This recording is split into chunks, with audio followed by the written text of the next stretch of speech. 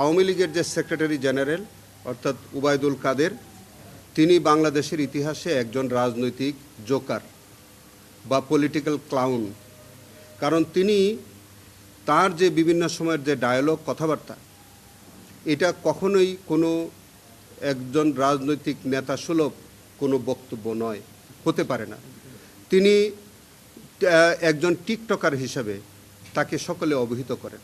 তার বক্তব্যকে টিকটকাররা ব্যবহার করে তারা ফেসবুক নানান রকমের পোস্ট দেয় এবং তার বক্তব্যগুলো এরকম হাস্যকর যে তিনি তার এরকম একটা জোকারকে একটা দলের সাধারণ সম্পাদক করে দলটাকে বিপর্যস্ত করেছেন।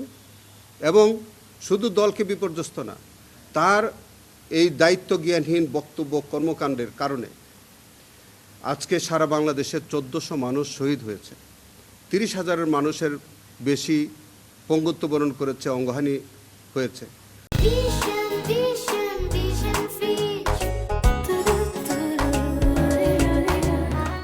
এবং সেই কারণে এবং এই ওবায়দুল কাদেরের যে সহযোগী অন্য যে 6 জন, তারাও কিন্তু এরকমই দায়িত্ব জ্ঞানহীন।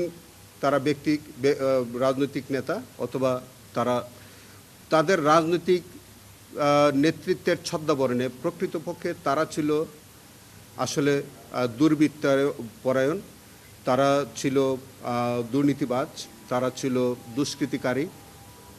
এবং প্রত্যেকে এই 6 জন তারা মানবতা বিরোধী অপরাধ সংগঠন করেছে, তাদের ব্যক্তিগত দায় আছে, তাদের সুপিরিয়র কমান্ড দায় আছে। সেই কারণে দুইটি দায়েরই আমরা সর্বোচ্চ শাস্তি তাদেরকে আমরা চেয়েছি।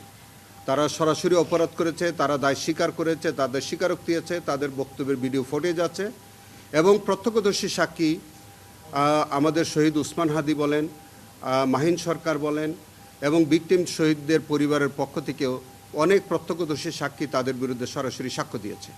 সেই কারণে যেহেতু এই কেসটি প্রসিকিউশন পক্ষ সন্দেহাতীতভাবে প্রমাণ করতে পেরেছে, তাদের দৃষ্টান্তমূলক শাস্তি যদি না হয় তাহলে এইরকম দুর্বৃত্তপরায়ণ রাজনীতিবিদ ভবিষ্যতে আবার জন্ম নেবে।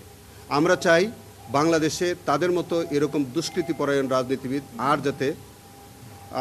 আর ফিরে না আসে এবং এরকম কোনো ব্যক্তিত্ব যাতে আর বাংলাদেশে কেউ রাজনীতি করতে সাহস না পায়।